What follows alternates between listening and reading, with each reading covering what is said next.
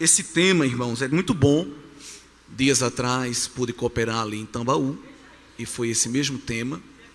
E isso é muito importante, principalmente para nós jovens que estamos formando a nossa posição doutrinária, conhecendo a confissão de fé cristã, até mesmo um posicionamento doutrinário pentecostal clássico, que é o assembleiano. A maioria de nós circula nos ambientes acadêmicos, nos ambientes sociais diversos, e um dos temas que o inimigo das nossas almas mais luta para trazer adulterações e equívocos é o tema da cristologia, que é da pessoa de Cristo. Por isso que é importante a igreja estar sempre revisitando esse tema doutrinário da pessoa e da obra de Jesus, porque é a figura central da fé cristã.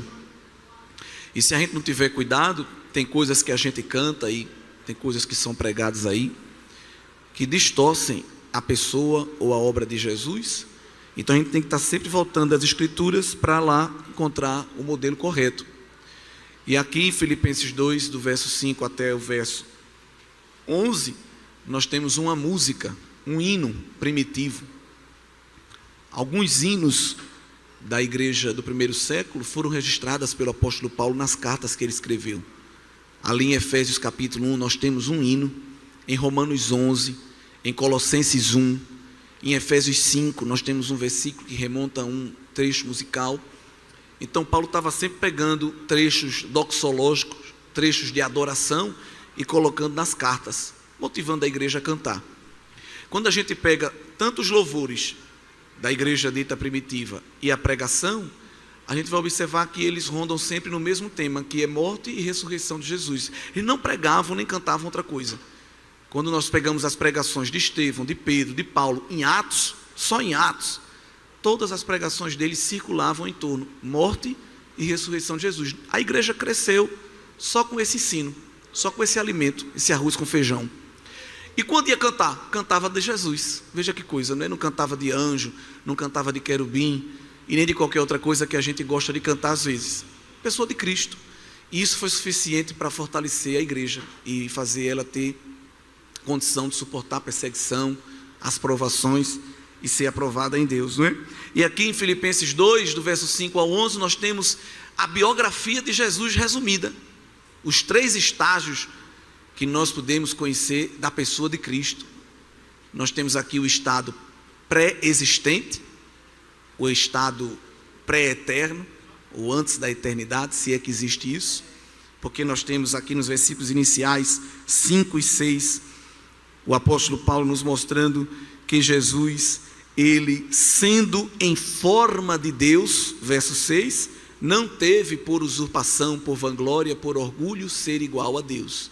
Então, se Deus é eterno e Jesus é Deus, forma de Deus, então, no estado pré-existente, ele sempre existiu. Jesus não foi criado, assim como o Pai, como o Espírito sempre existiu.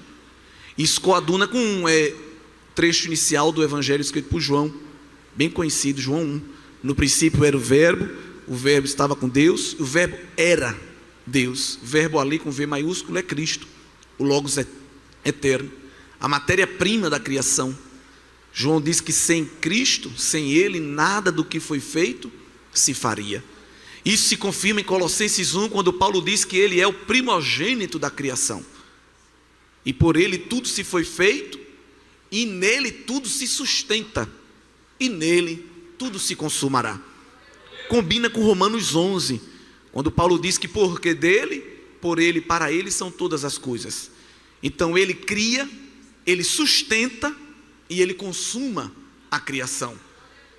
O mundo busca estudar as origens da criação, mas a Bíblia dá a resposta, não só das origens de quem criou, mas a Bíblia também ensina quem mantém, quem é o mantenedor do universo e quem também vai concluir, porque Deus ainda está operando a criação, porque ela foi borrada, distorcida, obstacularizada pelo pecado. Então ela vai ser refeita, reorganizada, e isso vai ser feito através do Filho. No versículo 7, 8, nós vamos ver o estado encarnado de Jesus. Jesus sempre foi Deus, mas nem sempre foi homem, se tornou homem. Era necessário tomar a forma de homem. E isso foi discutido com o Pai e com o Espírito na eternidade. Porque na presciência de Deus, ele sabia que o homem, ele permitiu. Se o homem não tivesse pecado, o plano da redenção também não ia entrar em cena. Então, aparentemente, a queda, o pecado foi algo ruim, claro, mas possibilitou a revelação do plano mais lindo de Deus, que não era uma espécie de plano B, porque Deus não foi surpreendido pelo homem, sempre foi o plano original de Deus. Vamos criar o homem à nossa imagem e semelhança. Vamos colocar nele a nossa impressão moral e ética, mas devido à rebeldia de Satanás e alguns adeptos, o pecado vai seduzir o coração deles. E a gente não pode deixar como está.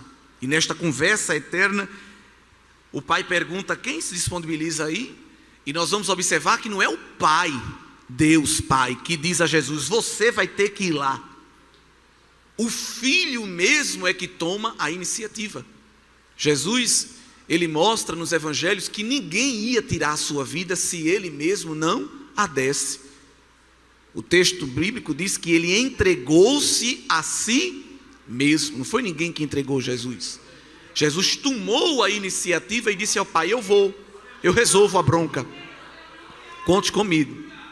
Agora eu quero deixar também com o Senhor algo aqui ajustado, porque quando eu aparecer encarnado e o povo começar a interagir comigo, vai gerar um vínculo de ligação muito forte, e depois como é que eu volto?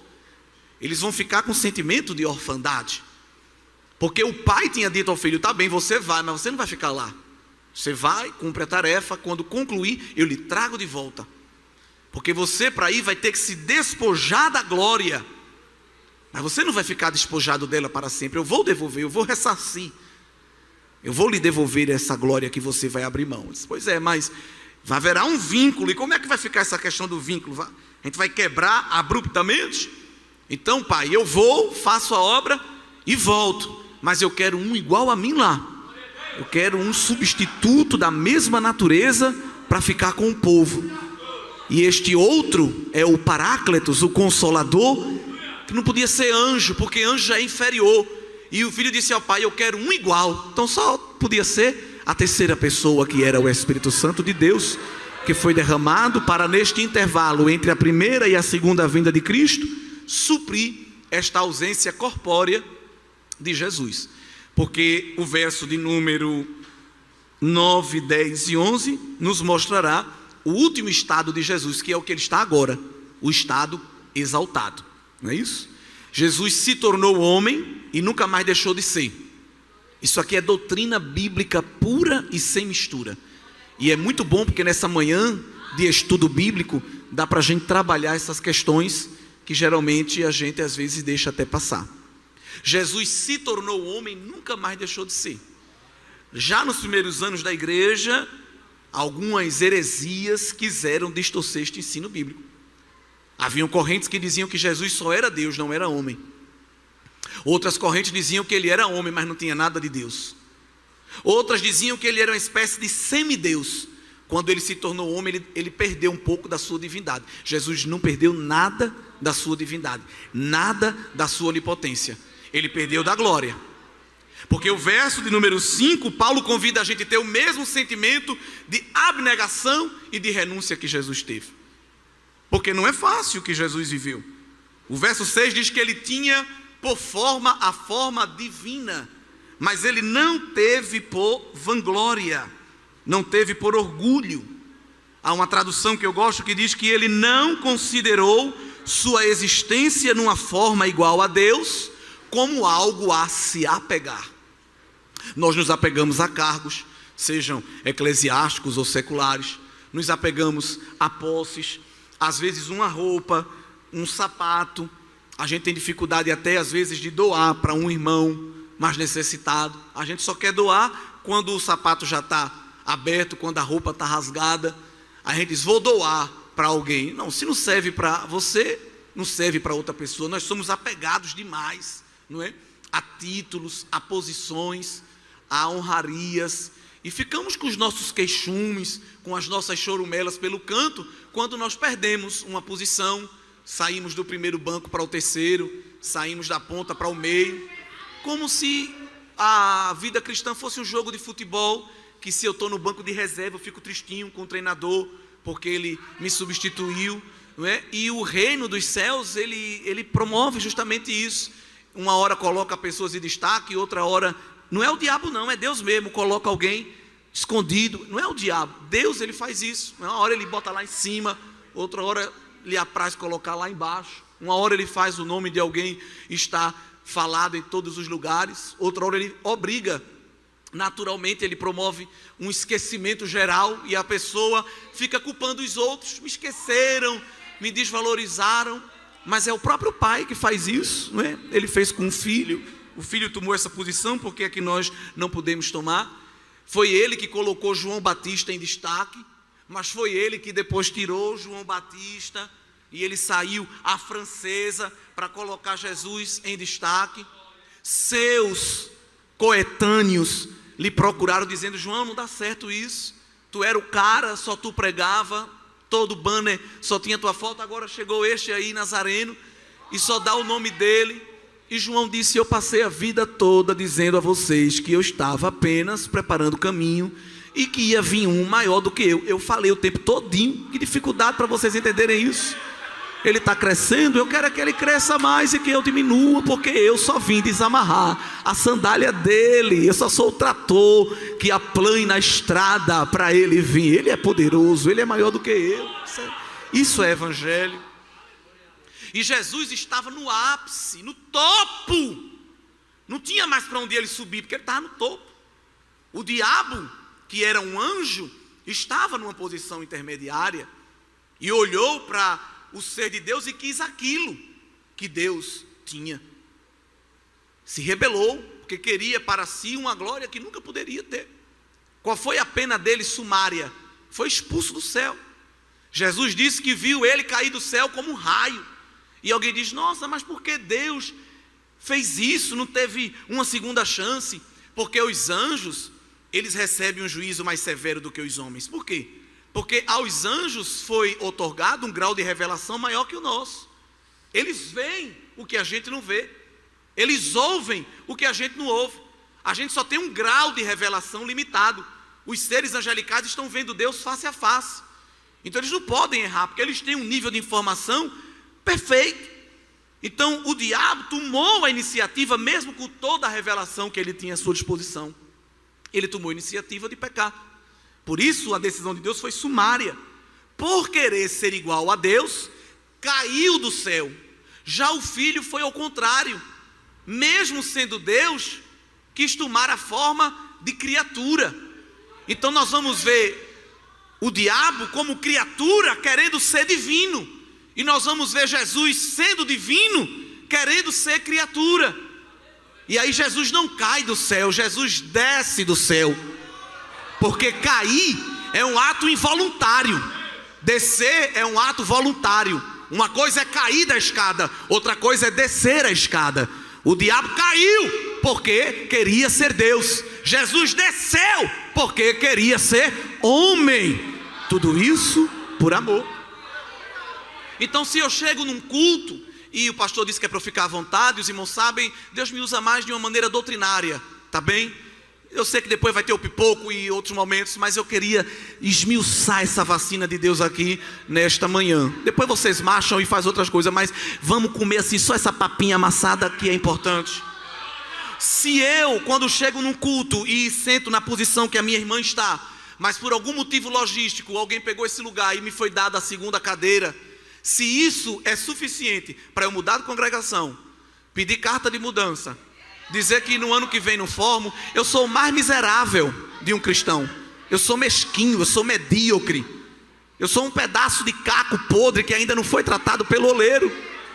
Eu não aceito, eu só quero se for na frente, eu só quero se for o primeiro. Era bom que Jesus dissesse ao Pai: homem, tomar forma de homem, eu não. Porque Jesus, ele não se baixou, ele se rebaixou. Porque se Jesus tomasse a forma de anjo, ele já estava descendo de nível. uma espécie, me permita só essa conjectura, de uma série B. Mas como Jesus tomou a forma de homem, foi logo para uma série D, meu filho, de vez. Você que se acha alguma coisa, Paulo bota a gente no lugar da gente aqui em Filipenses 2, quando diz que Jesus se humilhou tomando a forma de quê? Dessa pessoa que está sentada do seu lado. Foi uma humilhação para Jesus tomar a forma dessa pessoa que está aí do seu lado. Ah, mas você não sabe a marca do perfume que eu uso. Você não sabe a marca do solado do meu sapato. Você não sabe a marca da base que eu passo na minha unha. Tudo pó. Tudo pó. Ele sabe a nossa estrutura. Ele sabe que nós somos pó. Nada mais. É porque ele juntou esse pó com a água da vida, botou o sopro do Espírito, colocou dentro um tesouro, aí está desse jeitinho bonitinho aí. Mas se ele tirar a água da vida, se ele tirar o fôlego e tirar o tesouro, meu filho, pode botar a marca de bolsa, pode botar a marca de chinelo, pode botar gel no cabelo, pode botar o que for. É um zumbi. Serve para nada. Serve para nada. Mas quando ele coloca o invólucro do Espírito e derrama dentro um pouco da graça, pode estar até de havaiana, o cabelo pode não estar com o melhor creme, mas quando alguém olha diz, tem um negócio assim que eu não estou sabendo explicar. Você tem olha o mundo falando, boas energias, boa vibração. A outra puxa de um lado, amassa daqui, passa o reboco e não brilha. Mas quem tem o tesouro dentro do barro, glória ao nome de Jesus, se destaca. Se destaca. Seu evangelho. Louvado seja Deus. Jesus, verso 7, aniquilou-se a si mesmo, tomando a forma de servo. Se ele dissesse que Jesus tomou forma de servo, já estava bom. Mas ele disse que Jesus, na forma de servo, se fez igual a homem. Porque os anjos também são servos. Mas Jesus se rebaixou porque não foi um servo angelical. Foi um servo humano. E para acabar com tudo, se tinha ainda mais um nível para Jesus descer, ele desceu. E esse último nível da humilhação subterrânea de Cristo, digamos assim, está no verso 8. Não bastasse estar na forma de homem, humilhou-se a si mesmo. Não foi o sinédrio judaico, não foi o Império Romano, não foi o diabo. Jesus humilhou-se a si mesmo, tomando o caminho de uma morte de cruz. E a lei mosaica, em Deuteronômio, ensina que quem morresse em cruz era maldito. Então Jesus tomou para si a maldição. É importante salientar que Jesus tinha que vir cumprir o sacrifício por nossas vidas, satisfazendo a ira de Deus. O modo que Jesus ia morrer, tirando a questão espiritual, poderia ser qualquer um, desde que ele morresse, numa questão isenta da esfera espiritual. Se fosse para satisfazer a ira de Deus apenas, Jesus poderia morrer de qualquer maneira, entregar o seu corpo, derramar o seu sangue. Mas ele escolhe a morte de cruz para justamente descer ao mais baixo nível moral. Porque uma pessoa no mundo, ela baixa o nível moral pecando, cometendo erro, causando escândalo. Aí a moral dela vai lá para baixo. Mas como é que Jesus ia conseguir descer a moral lá para baixo se ele não ia pecar? Isso é um grande mistério. Porque Jesus ia vir como cordeiro imaculado, sem mácula, sem mancha, sem escândalo nenhum. Então como é que ele ia? Qual era a página que o nome dele ia aparecer de um grande escândalo? Não ia. Então como é que ele ia se humilhar ao mais nível baixo? Escolhendo a morte mais maldita numa cosmovisão judaica. E por isso que Jesus morreu na cruz. É Jesus mostrando que aquele que tinha a maior honra e a maior glória abriu mão de tudo e passou o maior escárnio e a maior vergonha por causa de mim, como diz o tema, por causa de você, foi por amor. Então se eu peço a um jovem para ele fazer uma oração em praça pública e ele morre de vergonha, não, eu não, pelo amor de Deus. Se dentro da classe um professor lhe faz uma pergunta sobre a sua fé e ele se pudesse se formar um casco de tartaruga e se esconder, meu Deus, não posso falar nada, o que vão pensar de mim? Se nessas oportunidades que tenho para expressar o meu amor a Cristo, eu me envergonho, Bom seria que quando Cristo teve a oportunidade de expressar o seu amor por nós, ele também se envergonhasse ao Pai. Nazaré? Não, Pai. Eu moro na região metropolitana da glória. Eu moro no bairro do Trono, no Alphaville da revelação da glória excelsa. Morar em Nazaré? Me dê pelo menos um condomínio na beira da Galileia. Por favor, Pai, tenha misericórdia. Qual é a maternidade que eu vou nascer? A minha mãe vai ter direito a um plano de saúde nacional, prêmio? Uma acomodação de um quarto individual? Numa estrebaria, Pai? Numa manjedoura? Ouvindo mugidos e balidos? Não. E qual é o meu meio de transporte? O Senhor vai me liberar um ticket posto, um vale combustível? Porque eu vou andar muito. A pé, Pai? Não, tenha misericórdia. Eu vou para a região da Palestina. É semiárido, é torrão, é sol caustigante. O Senhor vai me dar algum voucher para as hospedagens? Não. Não, uma vez alguém chegou para Jesus e disse: eu quero te seguir. Jesus disse: meu filho, não venha me seguir, porque vir me seguir não tem lucro. Eu estou pior do que passarinho e do que raposa. Porque passarinho tem onde ir dormir no final do dia, e a raposa também. Mas o Filho do Homem não tem nem travesseiro para reclinar a cabeça. Não venha me seguir procurando mudar de vida, realizar o sonho da casa própria, trocar de carro, que eu não tenho isso para lhe oferecer não. O que eu tenho para lhe oferecer é cruz, é lágrima, é choro, mas lá no final há uma coroa. Aleluia. Jesus nunca iludiu ninguém com falsas expectativas. Nunca. Jesus podia dizer então: Pai, não quero nada disso. Eu quero de volta o que é meu. Não. Tudo de Jesus era emprestado. Já observou? A manjedoura foi emprestada, emprestaram a ele aquela estalagem. Quando Jesus foi ministrar a ceia, memorial da igreja, o cenáculo foi emprestado. Para chegar em Jerusalém, o meio de transporte que foi o jumento foi emprestado. Tudo na vida de Jesus era emprestado. Nada era dele. Nem aquela cruz era dele, era minha e sua. E a gente emprestou a ele aquela vergonha. Passou todo tipo de vergonha por causa de mim e de você. Às vezes estou falando de coisas práticas, porque isso acontece no dia a dia. Se uma chapinha não pegar, por exemplo, já que estamos com um grupo maioritariamente juvenil, não, eu não posso ir hoje para o culto. De jeito nenhum, desse jeito eu não vou. Por causa disso. Enche a mão aí de 2 produtos, passa e pronto, e vem-te embora. Não, mas eu não achei o tamanho que combina com aquele cinto que foi especial para o congresso. Eu não posso ir sem esse cinto. Pode. O que você não pode é perder as vestes de salvação. As outras vestes você pode perder, pode trocar a cor.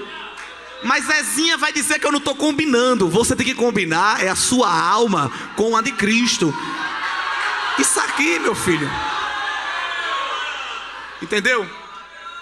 Mas é porque agora tem mídia e a menina passa fotografando. Você tem que preocupar é com a mídia do Espírito Santo, que lhe fotografa toda hora. Eita glória! Quando ninguém vê, Ele está te vendo. É Ele que você tem que agradar, irmão. 3h30 para alinhar um cabelo. E se dobrar o joelho 5 minutos tem cãibra. 2 horas segurando um pente e um secador. Mas se ficar 5 minutos cantando medley, ai, dá para mim não. Tá morto e não sabe. Imagina se Cristo olhasse para a sua rota e dissesse ao Pai: não, Pai, é muita vergonha, é muito opróbrio, é muito desprezo. Quero não. O Senhor vai pelo menos mandar uma irmã vendedora da Natura me abençoar com um kit cosmético para eu cuidar da minha pele? Não. Não, porque Isaías 53, que é bem conhecido nosso, se vocês não tiverem nenhum problema em abrir, vale a pena. Isaías profetizou sobre o padrão estético de Jesus. Olha. O padrão estético de Jesus foi profetizado por Isaías centenas de anos antes. Se Jesus chegasse num culto aqui, Jesus homem, antes da sua exaltação, ninguém ia correr. Nos dias atuais, ninguém ia correr para tirar uma foto com ele. Nos dias atuais. Se ele chegasse aqui em João Pessoa, Mangabeira, num culto agora, talvez se ele sentasse ao lado de alguém com muita elegância ia se afastar uns centímetros. Se Jesus se transportasse para esse contexto midiático, que supervaloriza os cosméticos, o reboco, como a gente. Porque Isaías profetizou no capítulo 53 e no verso número 2, que Jesus, ele vinha como uma raiz de terra seca, que se você fizer assim com o pé, ela morre. Não tinha parecer, nem formosura. E olhando nós para ele, nenhuma beleza víamos para que o desejássemos. Esteticamente, Jesus não tinha nada que atraísse. Eu até pregando esses dias disse que se Jesus chegasse num círculo de jovens, meninas, nenhum olhar para ele e dizer, eu quero casar com este homem, é o homem dos meus sonhos. Não, fisicamente não. O verso de número 3, Isaías ainda desce mais um nível. Diz que Jesus era desprezado e o mais indigno entre os homens. E os homens escondiam um rosto e não faziam dele caso algum. Então, esteticamente, Jesus não tinha nada para chamar a atenção. A demora era só ele abrir a boca. Agora, quando ele abria a boca, aí as multidões diziam, que homem é este? Que é isso? Que palavra boa, a gente quer ficar perto. Eita glória. Em João 6, o Sinédrio mandou uns capangas prender Jesus. Quando chegaram lá, era esse Jesus sem formosura que estava pregando. Não tinha gravata cintilante, não tinha sapato de couro de jacaré, não tinha terno de lantejoula prateada. Mas quando começou a pregar, quem foi prender? Sentou no banco, começou a dar glória, começou a dar aleluia, recebeu a bênção apostólica e tudo, voltou lá para o covil das raposas do Sinédrio, e quando chegou lá, disseram, cadê ele? Você esqueceu de trazer ele. Não é isso não, é que o homem prega demais, você precisa ouvir. O homem fala coisas que ninguém falou, porque o salmista disse que a graça se derramaria dos seus lábios. Jesus não tinha aparência, mas tinha essência. Não tinha vitrine, mas tinha estoque. Não tinha cobertura, mas tinha recheio. Tinha conteúdo. Nós somos a geração da embalagem. A embalagem é bonita. A embalagem é bem que você olha assim, Jesus, o que é isso? É homem ou é mulher? É de bem ou é de mal? É da terra ou é de Marte? Você não consegue nem discernir de tanta coisa que nós temos na embalagem. Mas Jesus tinha uma substância, tinha um conteúdo, tinha um produto a oferecer. Que ele era tão simples na sua aparência, que quando Judas combinou de entregá-lo aos algozes romanos, teve que combinar um código. Porque Jesus, no meio das multidões, não seria facilmente percebido. Eles disseram, Jesus é aquele que eu dei um beijo na face. Aí vocês vão saber que é ele. Foi assim ou não? Porque quando Jesus estava no meio da multidão, fisicamente, nada chamava atenção. E é isso que Paulo está dizendo aqui na carta aos Filipenses, que nós devemos ter este mesmo sentimento que havia em Cristo, que não supervalorizou a aparência. Ele tinha a aparência da glória, ele tinha uma natureza glorificada na eternidade, mas abriu mão, não da sua divindade nem do seu poder, abriu mão da sua glória, para estar no meio de nós, E Jesus, a prova de que não perdeu a divindade nem a onipotência, que quando ele veio para a terra, continuou mostrando que era Deus com todo o poder. Tinha poder sobre as enfermidades, tinha poder sobre os demônios, demonstrou poder até na natureza. Aí os discípulos não aguentaram, porque quando viram ele falar para enfermo e o enfermo ser curado, ou para demônio e o demônio sair, tudo bem, mas falar com vento, eles nunca tinham visto isso.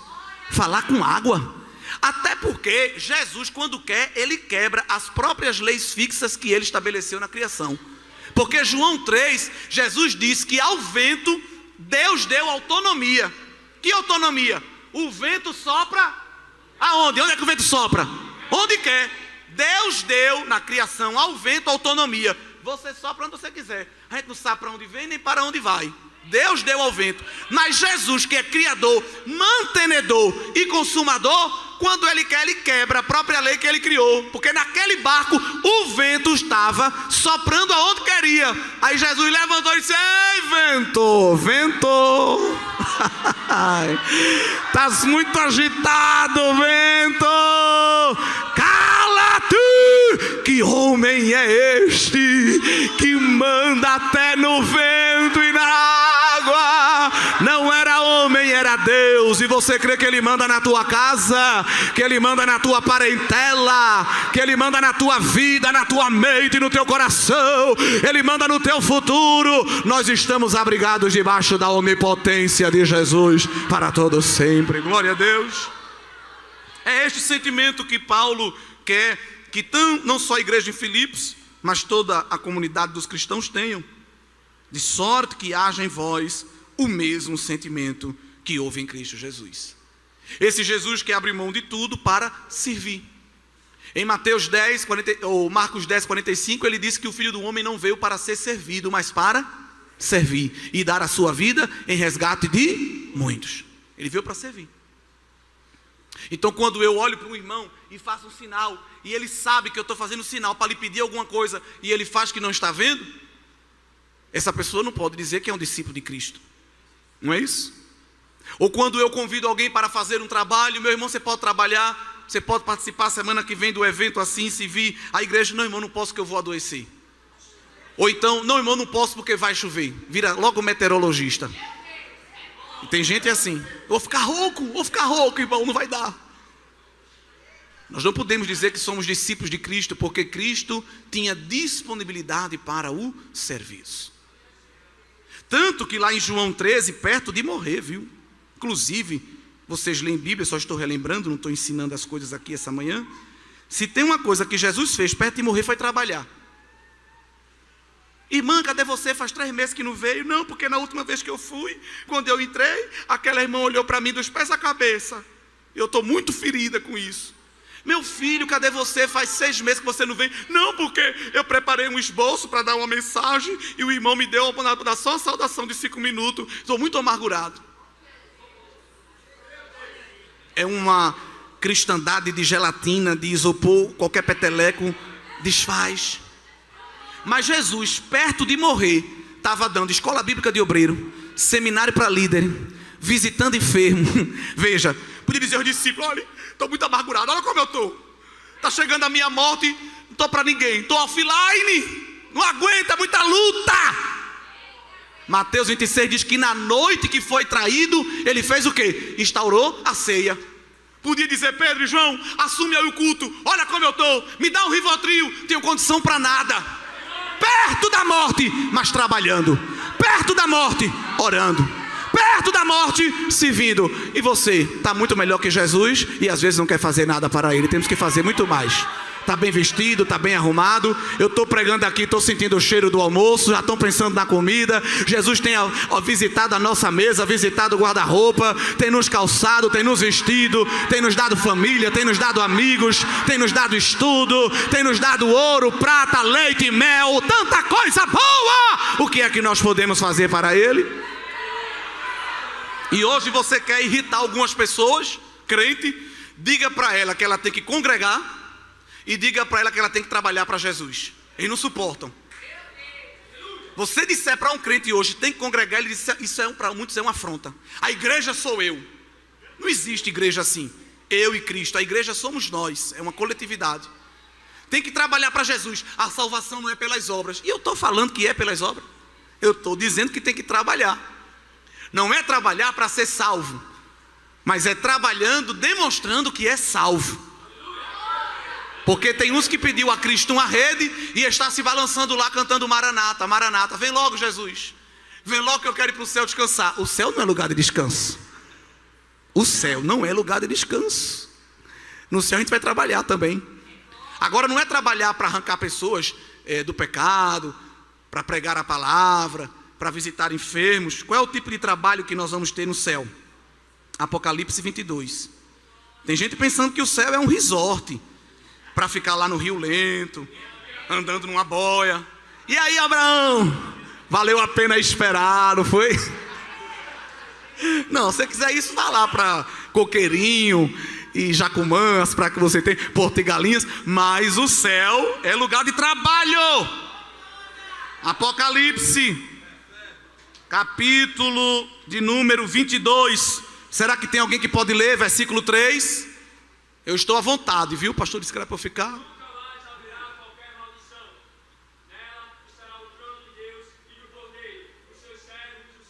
Obrigado, amado. Essa palavra aqui, os seus servos servirão, no original não significa uma ação pontual, não. É uma ação contínua para a eternidade. A gente hoje tem que fazer um congresso 2 dias, 3, porque se fizer 5, o pessoal faz rodízio. Eu vou no primeiro, tu vai no segundo, tu me rende lá, porque eu só vou ter força para ir no 3º dia. Aí eu te rendo e tu vai no 4. Aqui é uma bênção que tem culto manhã, tarde e noite. Tem lugar que não pode mais não. Que é isso, irmão? Isso é fanatismo.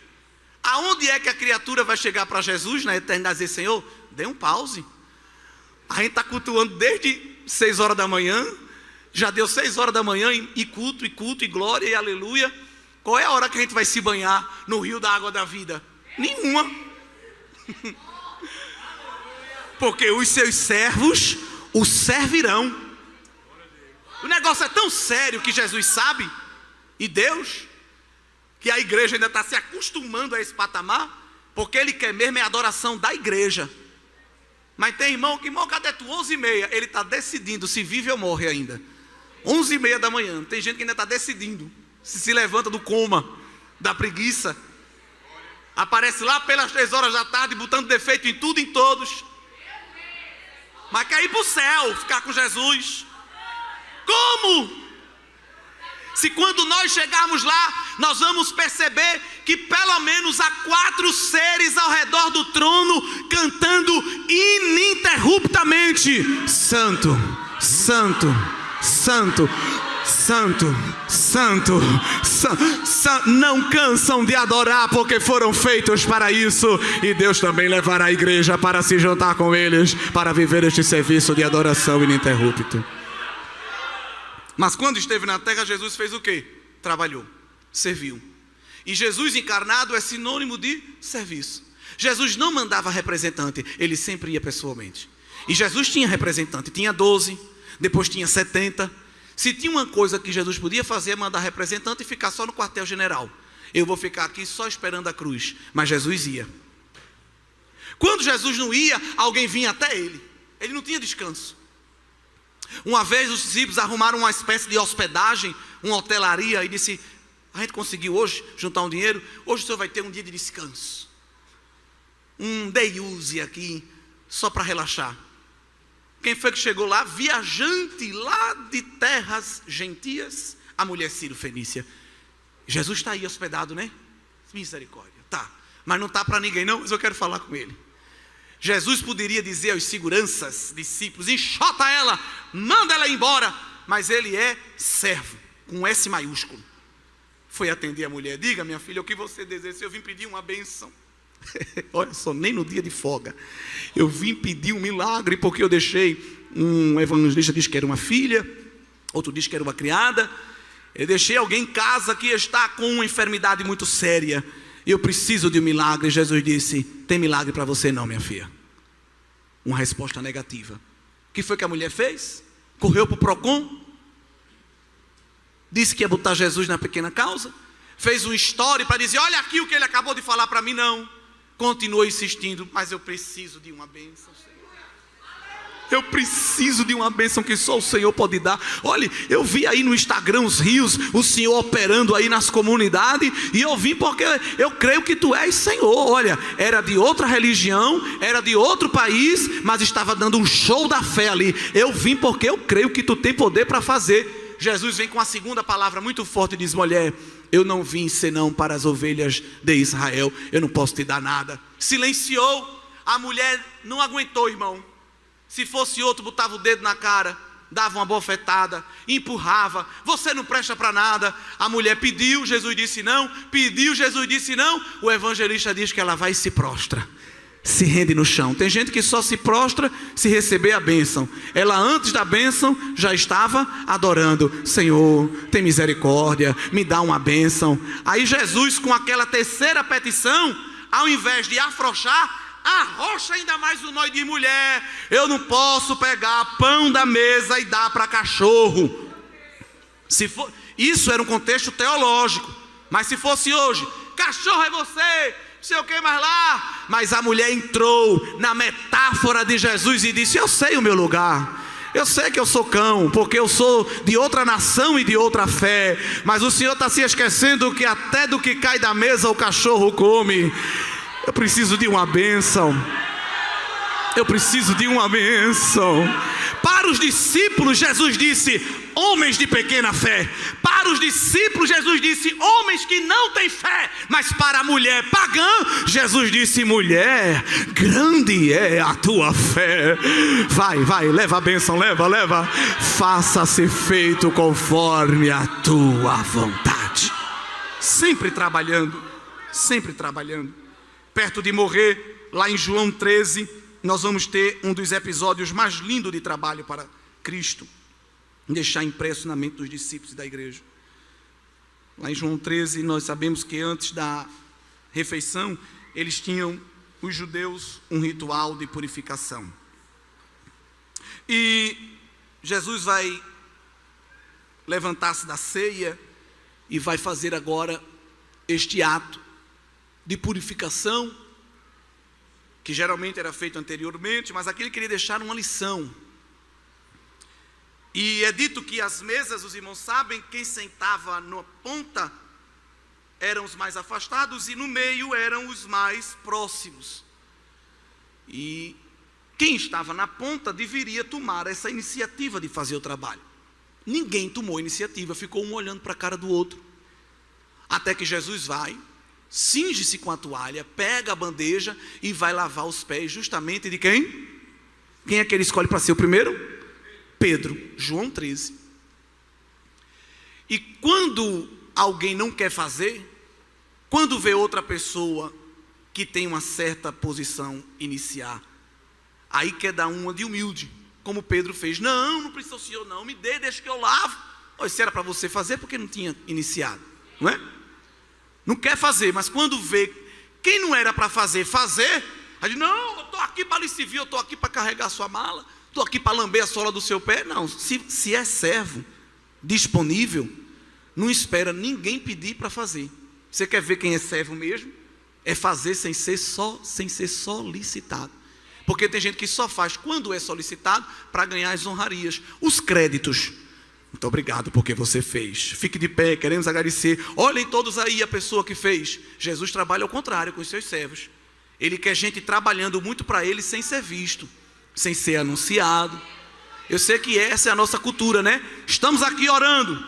Olha, acabei de fazer um jejum.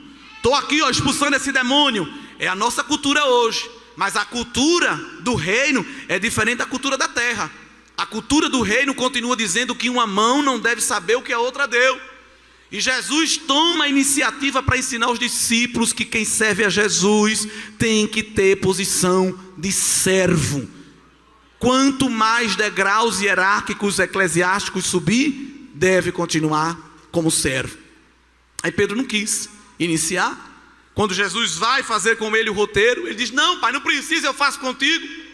Jesus diz: não, se você não deixar eu lhe lavar, você não tem parte comigo. E Pedro, sempre exagerado, disse: então me lava logo, joga essa bacia na minha cabeça, me dá um banho completo. Não, também não precisa disso tudo não, viu? Porque Jesus não está atrás dessas declarações de amor exageradas e sensacionalistas. Jesus não está atrás de teatro. Não, eu só vou lavar mesmo o pé, tá bom demais. Só para você saber que o homem que me segue precisa continuamente estar purificado, perto de morrer e servindo, perto de morrer e trabalhando. Então a vida de Jesus foi uma constante entrega em favor dos outros. Aquele que estava acostumado a estar no trono, recebendo toda a adoração e recebendo todo o louvor. Agora, quando Jesus cumpre a tarefa completamente, quando ele sabe que o plano eterno que ele tinha com o Pai já estava concluído, Lá em João 17, ele faz uma oração, que é uma oração chamada de sacerdotal e muito ousada. Eu creio que só Jesus podia fazer esta oração. Não sei se tem alguém aqui que tem. Aqui tem muita gente boa, crente, homens e mulheres de Deus, mas eu não sei se tem alguém aqui essa manhã. Se tiver, pode até dizer: não, irmão, eu posso me encaixar aqui. Se tem condição de fazer esta oração que Jesus fez. Em João 17, verso 4, ele diz ao Pai: eu glorifiquei-te na terra, tendo concluído a obra que me deste a fazer. Agora, glorifica-me tu, ó Pai, junto de ti mesmo, com aquela glória que tinha contigo antes que o mundo existisse. Jesus está dizendo ao Pai: eu fiz o que eu combinei com o Senhor que eu faria. Agora eu quero que o Senhor faça a sua parte. É por isso que eu estou perguntando se tem alguém aqui essa manhã que tem condição de fazer essa oração para Deus. Eu quero de volta o que é meu. A gente gosta de cantar isso, né? Restitui! Será que tem algum irmão de oração, algum obreiro? Eu já quero dizer aos irmãos que eu mesmo não tenho condição. Se tem algum jovem, algum músico, algum cantor aqui que diz: não, eu posso ficar em pé e dizer ao Pai: o que era para eu fazer para ti, está feito, me dê minha parte. Não tem ninguém nessa multidão, nessa linda multidão, não tem. Mas Paulo quer que a gente desenvolva o mesmo sentimento de Cristo, que é o sentimento de quê? De tarefa completa. Tem um na terra que chegou a esse nível. Paulo, quando estava perto de morrer, não ficou correndo às pressas para tentar fazer o que não tinha feito, não. Escreveu uma carta dizendo: a minha carreira está completa, eu guardei a minha fé, eu cumpri o meu ministério, e agora eu estou como um copo prestes a ser derramado como oferta de oblação.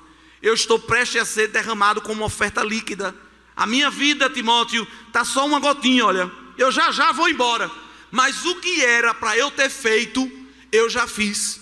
E só estou esperando, ele pôde dizer isso, a coroa que me está reservada. Não só para mim, mas para todos aqueles que amam a vinda do Senhor. Então Paulo chegou nesse nível de Jesus, de ainda em vida dizer: completei o que Deus confiou para mim fazer. A maioria de nós ainda está tentando completar. Existe um grupo que ainda está tentando descobrir o que é que Deus quer que ele faça.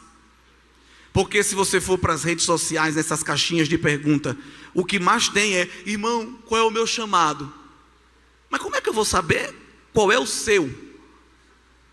Por que que a gente não sabe o nosso chamado? Porque a gente não está perto de quem chama. Se a gente ficar perto de quem chama direitinho e não deixa dúvida.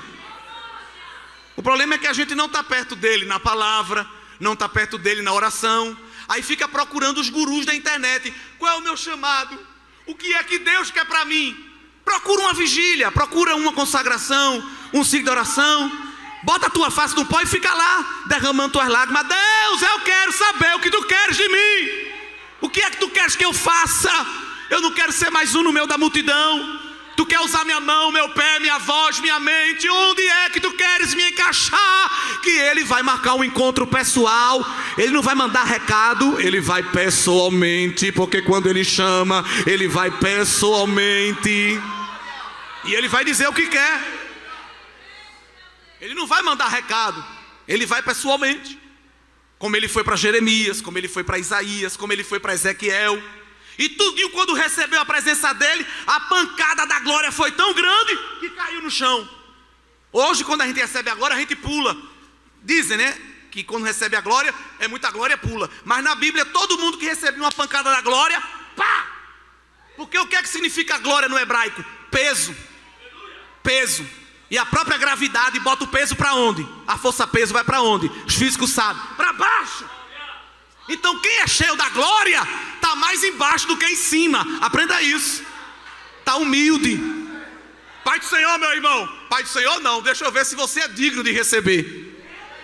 Que eu estou orando muito. Irmão, você pode pregar naquela congregação, ali tem que atingir um nível de santidade ainda para eu poder entrar lá. Tem nada da glória de Deus.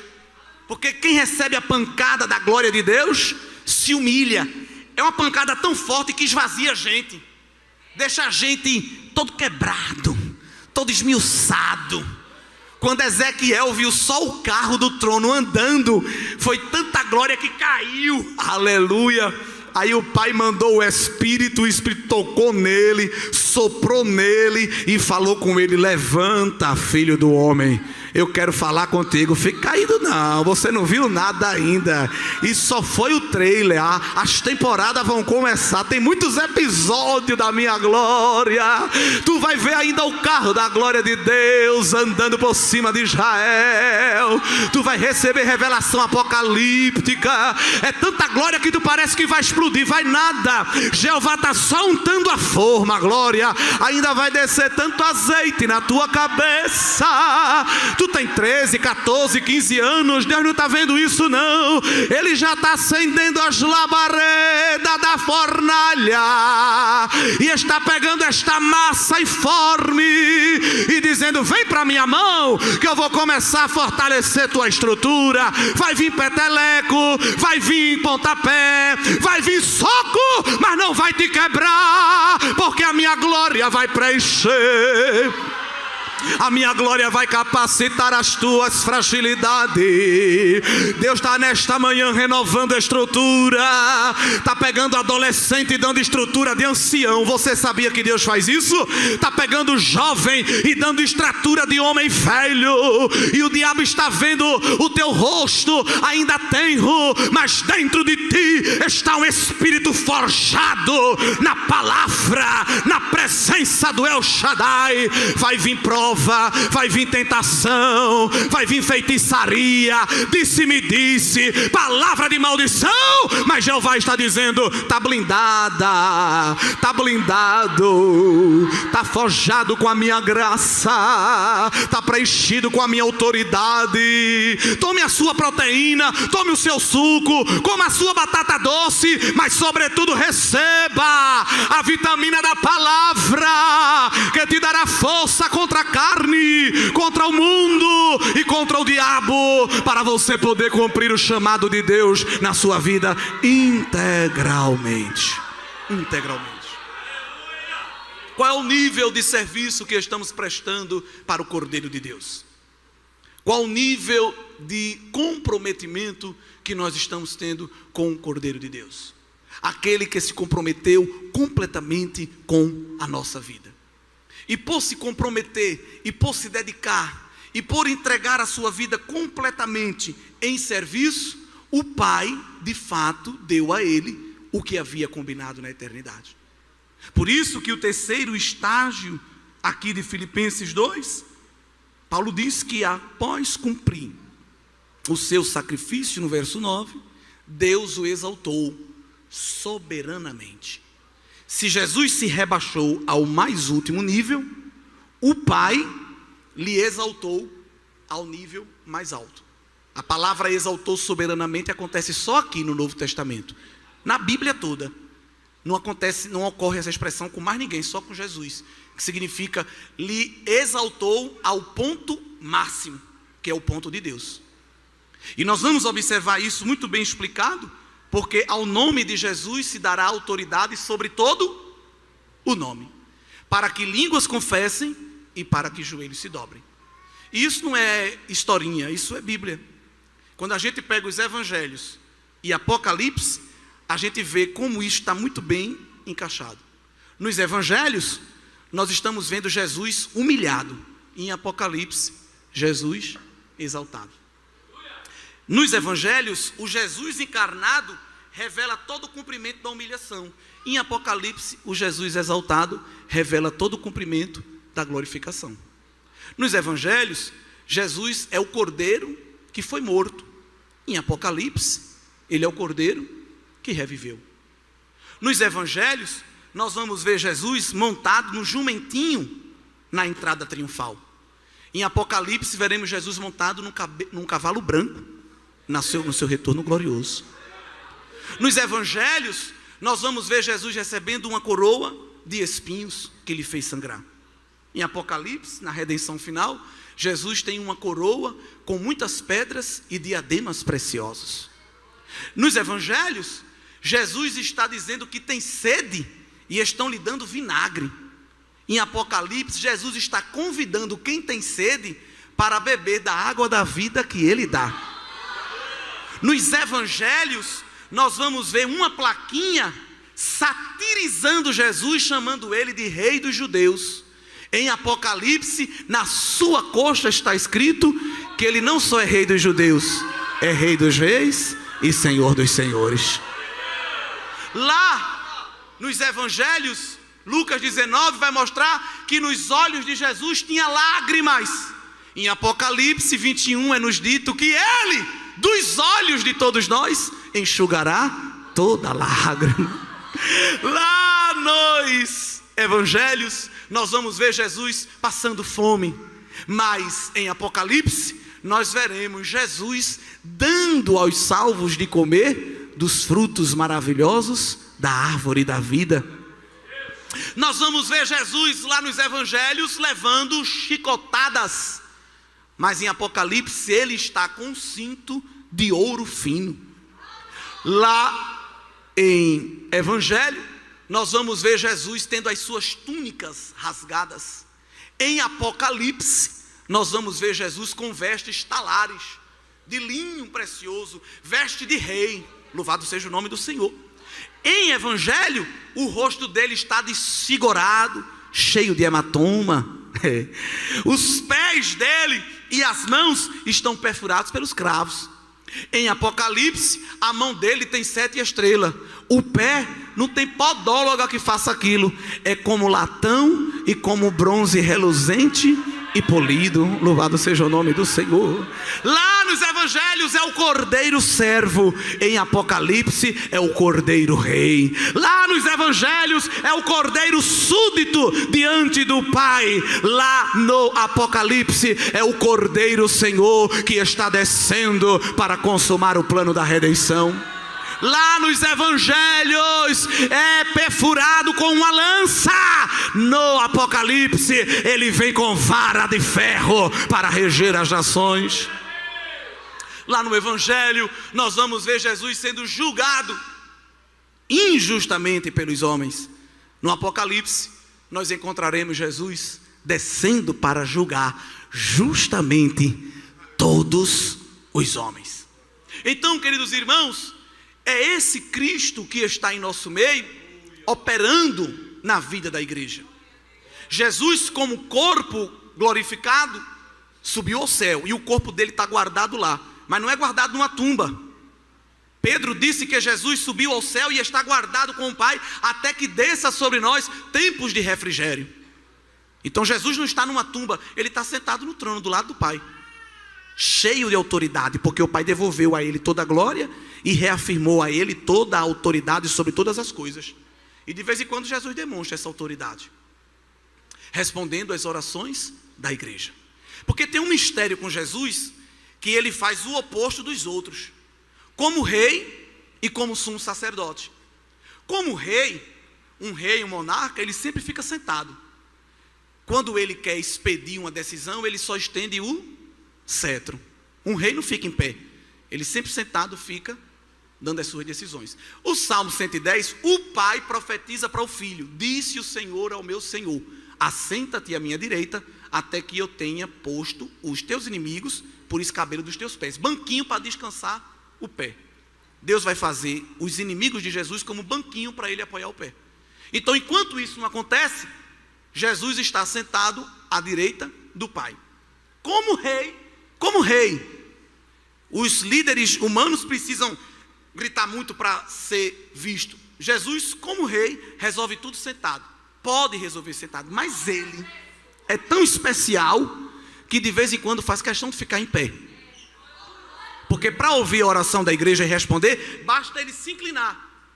O texto poético diz que ao se inclinar ele ouve. Mas ele diz que por causa da opressão do pobre, do gemido do necessitado, eu me levantarei agora, diz o Senhor. Se levanta, e se levanta. Quando Estevão, o primeiro mártir, em Atos 7, estava posto a ser apedrejado pelo sinédrio e morrer, o que foi que Jesus fez?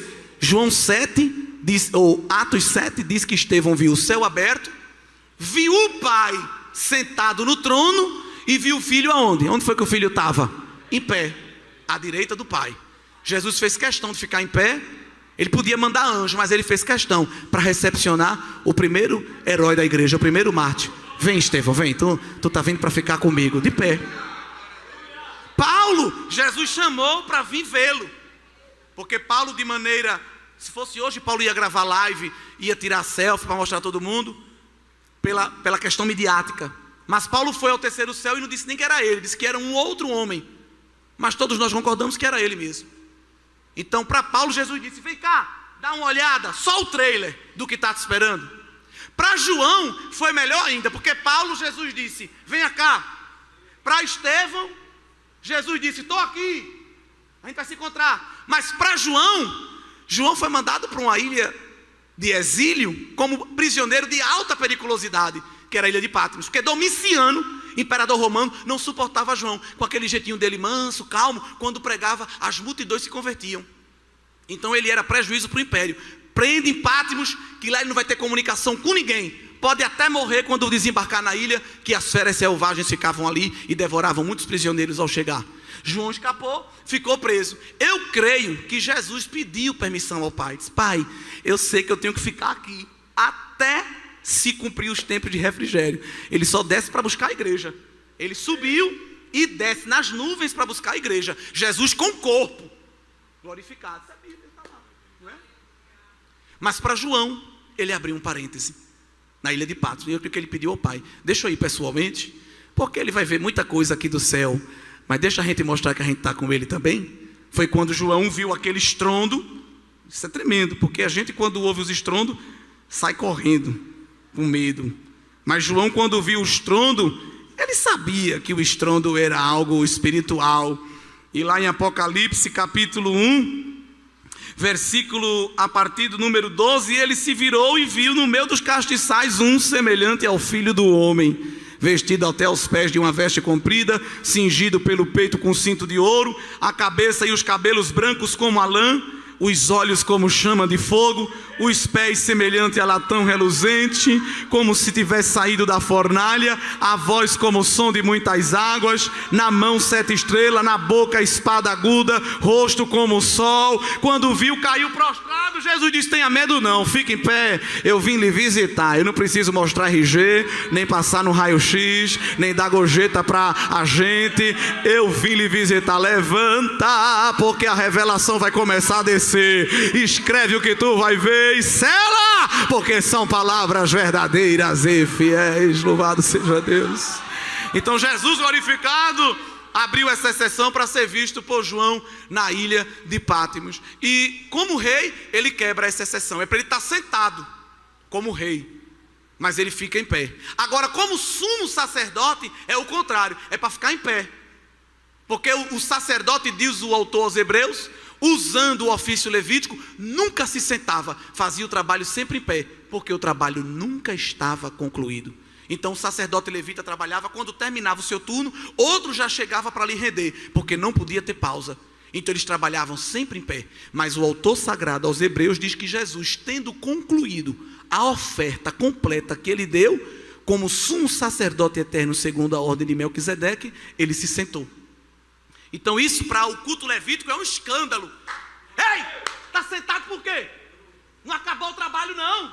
Aí eu diz: ei, você está pensando, está falando com quem? Eu não sou da linhagem de Arão não, eu sou da linhagem de Melquisedeque, eu sou de outra linhagem. A minha não é a genealógica, a biológica, a minha é eterna. Eu estou sentado porque eu concluí o trabalho. Eu estou sentado porque o meu sacrifício foi tiro e queda. E também porque é que ele está sentado? Para de vez em quando cochichar umas coisas no ouvido do Pai. Mas não é cochichando, falando da vida dos outros não. É cochichando como intercessor. Esse é tremendo. Aleluia. Porque o Pai sabe de tudo, assim como o Filho. Mas às vezes, quando nós estamos com as nossas lutas, as nossas dores, as nossas guerras, é o Filho que cochicha do lado do Pai. Vamos ter misericórdia dele, Pai. Vamos ter misericórdia dela, glória. Tu crê que o filho cochicha e dialoga com o pai acerca de ti, algumas intimidades? Eita Deus, tem gente que cochicha da gente, né, por aqui, por ali, mas o filho conta segredos ao pai, aleluia, acerca da gente, glória a Deus. Não te preocupa quando tu vê duas pessoas na esquina falando de tu, não. O filho e o pai estão falando de você agora, aleluia, e o espírito não quer ficar de fora, aí entra nesta relação com gemidos inexprimíveis e diz ao pai: eu também quero entrar, aleluia, nesse manto de mistério. Olha, eu vim agora de lá da igreja, a tua filha está lá, Senhor, te adorando, o teu filho está lá te exalçando, e eu trouxe aqui os gemidos da adoração. Aí os anjos veem isso e diz: vão ficar de fora também não, pega as taças de ouro que está no trono, glória, não é tapaué não, não é caixa paque do correio não, é taça de ouro. Pega esse recipiente santo e vamos lá em Mangabeira, vamos colher lágrima de crente, glória. Abre a tua mão, está descendo resposta. Deus está aumentando o nível de intimidade aqui na tua vida, tu crê? Ele está aumentando a comunhão espiritual e está abrindo a tela do céu e está dizendo: oração vai subir e resposta vai descer, clamor vai subir e estrondo de glória vai descer. Aonde tem um coração quebrantado, aonde tem uma alma derramada, eu vou vir pessoalmente para fazer uma visita, assim diz o Senhor Jesus nesta manhã. Este congresso vai terminar como festividade, mas a chama da comunhão que está acesa, ela vai continuar. E durante estas semanas, Jesus vai vir fazer visitas pessoais em casa de crente, glória. É palavra profética aqui nesta manhã. Ele vai vir visitar algumas ilhas de Pátimos. Tem crente aqui ilhado, tem crente aqui que foi encaixotado no estreito e alguém disse: se depender de mim você não sai daqui. Mas Jesus está pedindo permissão ao El Shaddai, glória, meu Deus do céu, e está dizendo: pai, deixa eu ir lá, deixa eu ir lá, porque eu tenho que resolver para ela. Eu não vou mandar anjo não, eu não vou mandar querubim não, eu irei. Olha ele vindo sobre os montes, olha ele saltando sobre as montanhas, olha ele abrindo o caminho, olha ele tirando o obstáculo. Ele vai chegar dentro da tua casa sem bater na porta, vai pegar a chave que está na mão do valente e vai dizer: vai embora, saia, porque a casa é minha, a parentela é minha, a mente é minha, o coração é meu. Assim diz o Senhor da igreja. Diz para o teu irmão: estás preparado para a visita? Pergunta aí a ele. Ou tu vai ser como Tomé, que vai estar distraído e não vai ver, glória. Mas fica no altar que Jesus vai atravessar a porta. Ele está vindo com providência, ele está vindo com livramento e ele está vindo com bem-estar espiritual. Há uma opressão querendo se instalar na tua mente, mas ele é cordeiro que também é leão. E quando ele brada, abala as estruturas do mal e põe o inferno para recorrer. Que Deus nos abençoe. Com esta breve reflexão, relembro à igreja que nós precisamos mais do que nunca estar cantando e pregando que Jesus era Deus, se fez homem, mas foi exaltado sobre todo nome, e já já, com toda esta glória, com toda esta autoridade, ele vai abrir a atmosfera, glória. Eita Deus, andar sobre a face. Quem luta por título e por cargo, com teu apego tu vai ficar. Mas quem já tem o sentimento de Cristo desapegado, glória a Deus, é um olho na terra e um olho na nuvem. Alguém diz: é doida. Eita glória, eita, essa menina é toda espiritual. Não, eu sou crente, eu estou agora outra cidadania. Esse irmão parece que é aéreo. Eu não sou aéreo não, meu filho, eu estou em outro nível, eu sou celestial, é mais alto ainda. A minha vida está na mão do Cordeiro. Ele está tirando do teu coração apego material aqui nesta manhã. Você crê nisso? Tem crente aqui muito apegado a algo material, muito preocupado com a estética, preocupado com o futuro, preocupado com a casa própria, preocupado com esquemas, com modos, com formas. Mas Jesus está esvaziando o nosso ego aqui esta manhã, está deixando a gente bem leve para a gente subir com facilidade. Glória a Deus. Curve a tua cabeça, fecha os teus olhos. Senhor Deus e Pai, a tua palavra foi pregada e não precisa de muita coisa para o Senhor operar. Nós cremos no Jesus ressuscitado. Nós cremos no Jesus glorificado. E se há crentes aqui que nunca tiveram uma experiência com Jesus glorificado, muda isso, Senhor. Marca encontro pessoal com crente nesses dias.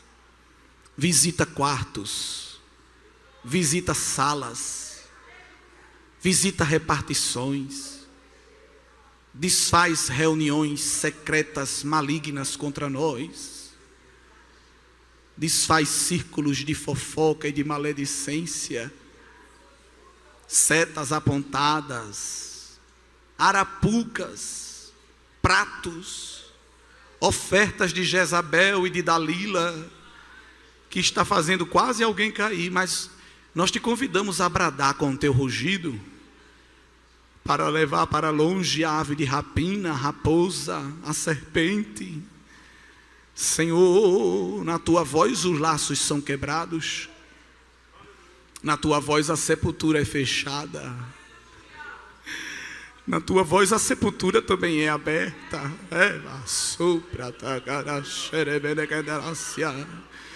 O Senhor dá a ordem e a enfermidade sai, mas o Senhor também dá a ordem e ela chega. Quem impede? Os vírus te obedecem, as bactérias. Senhor, o vento, o fogo, a água, o Senhor manda o céu abrir, Ele abre. O Senhor manda fechar e Ele fecha. O Senhor dá ordem às montanhas, às placas tectônicas, aos vulcões.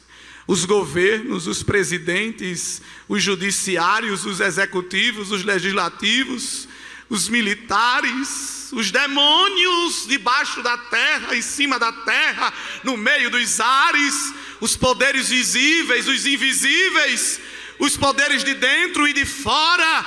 Senhor, quem pode resistir ao teu comando? Quem fica de pé diante do teu brado? Quando tu falasse com Paulo, ele não suportou a tua glória. Quando tu falasse com Senaqueribe, ele deu marcha ré. E ele gritava, dizendo para Ezequias: ninguém vai livrar. Quem é o vosso Deus? E tu dissesse: eu vou mostrar a ele quem é. Um anjo, um anjo mostrou o teu poder e o teu senhorio. Mostra, Senhor, o teu senhorio nesta igreja.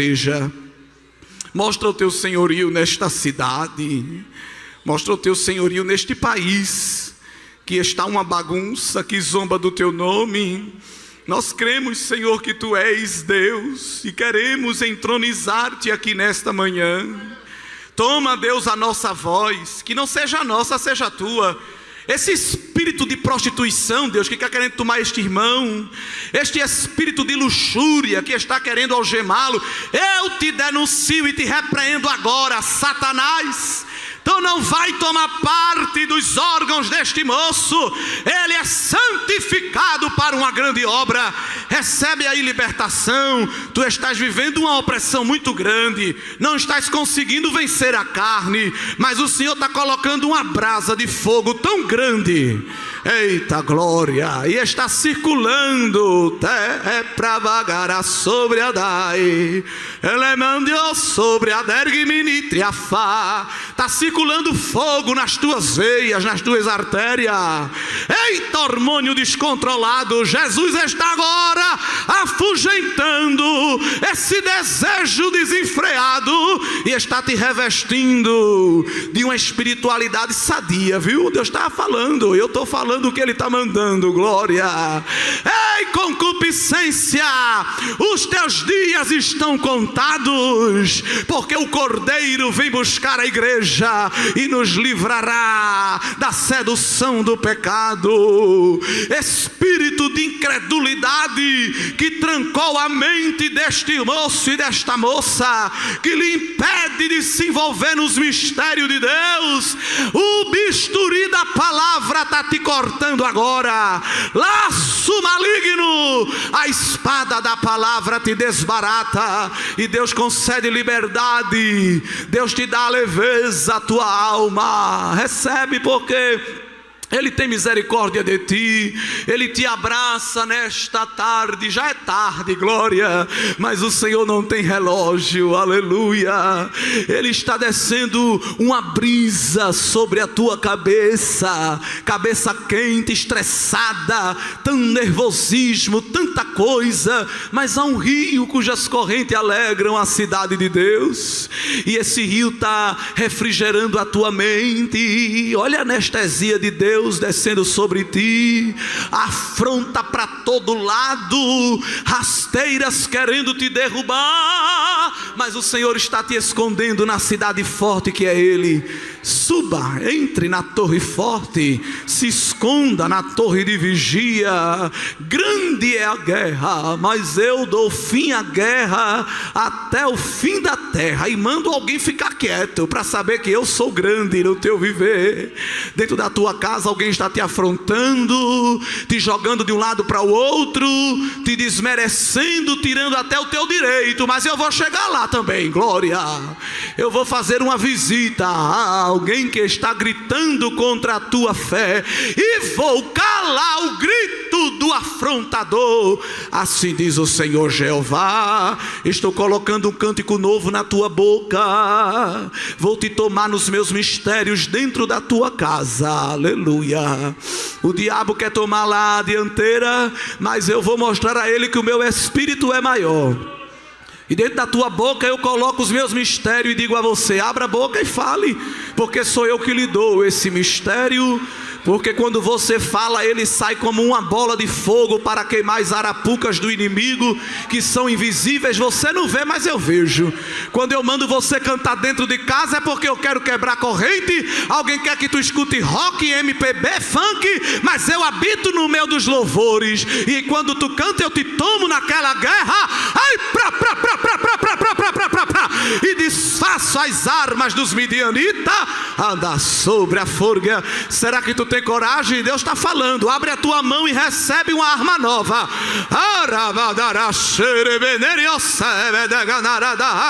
Eu estou colocando na tua mão e na tua mente uma estratégia de guerra.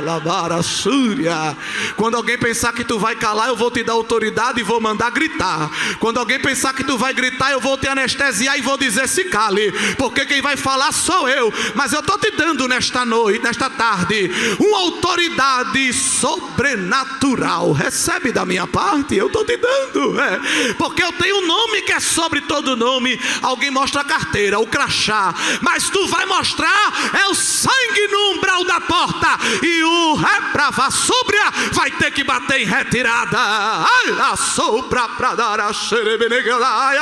O Senhor está descendo aqui muralhas de fogo ao nosso redor, está blindando e escondendo na sua presença, abraçando a alma de quem está aflito e nos dando esperança de que logo em breve Ele voltará para nos levar para perto dEle. Louvado seja o nome do Senhor, aleluia.